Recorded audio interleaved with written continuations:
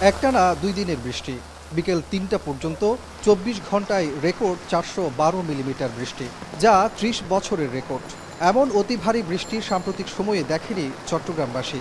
কোথাও কোমর সমান, কোথাও হাঁটু পানিতে ডুবেছে নগরী। ছবি হয়ে পড়েছে জনজীবন। বিশেষ করে কাতালগঞ্জ, মোহরা, আগ্রাবাদ, হালিশহর এলাকায় ডুবেছে ঘরবাড়ি, আবাসিক এলাকা, দোকানপাট, ব্যবসা প্রতিষ্ঠান।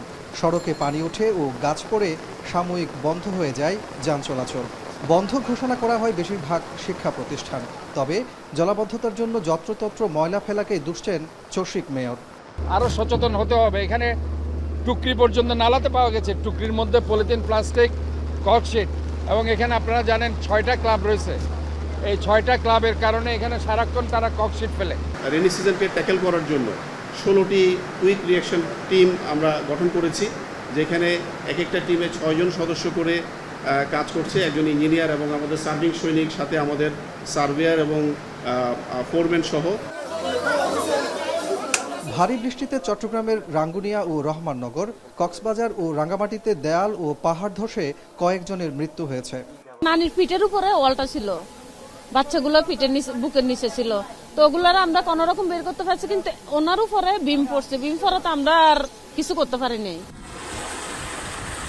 এদিকে ভারী বৃষ্টিতে পতেঙ্গায় সড়কের এক পাশ ধসে পড়েছে, পরে সেটি সাময়িক সংস্কার করা হয়। রেললাইনে পানি উঠে 16শহর স্টেশনের উভয় পাশে আটকা পড়ে পর্যটক ও প্রবাল এক্সপ্রেস ট্রেন। দুটি ট্রেনে কয়েক ঘন্টা আটকা পড়েন হাজারের বেশি যাত্রী। ইঞ্জিনিয়ারিং ডিপার্টমেন্টের লোকজন লাইনে আছেন, ওনারা নির্দেশনা দিলে আমরা গাড়ি যথাসময়ে ছেড়ে দিই। কর্তৃপক্ষ এখনো আশাজনক কিছু বলে নাই, বলতেছে যে কি হবে ওনারা জানাবে। এছাড়া নগরীর বাইরে রাঙ্গুনিয়া, সীতাকুণ্ড, সাতকানিয়া, বাঁশখালী সহ বিভিন্ন উপজেলায় লোকালয়, ফসলি মাঠ ও সড়ক পানিতে ডুবে গেছে। পানি উঠে বন্ধ কাপ্তাই চট্টগ্রাম সড়কে যান চলাচল। এছাড়া বেড়িবাঁধ ভেঙেছে বাঁশখালীর খানখানাবাদ এলাকায়। পাহাড়ি ঢলে পানি বাড়ছে হালদা, সাঙ্গু, মাতামুহুরী সহ বিভিন্ন নদী ও খালের। আপনাদের নিকটবর্তী লোকনাথ মন্দির আশ্রয় কেন্দ্রে। এছাড়া বান্দরবান, খাগড়াছড়ি ও রাঙ্গামাটিতেও ভারী বৃষ্টিপাতে নদ নদীর পানি বাড়ছে। বিপর্যস্ত পর্যটন নগরী কক্সবাজার।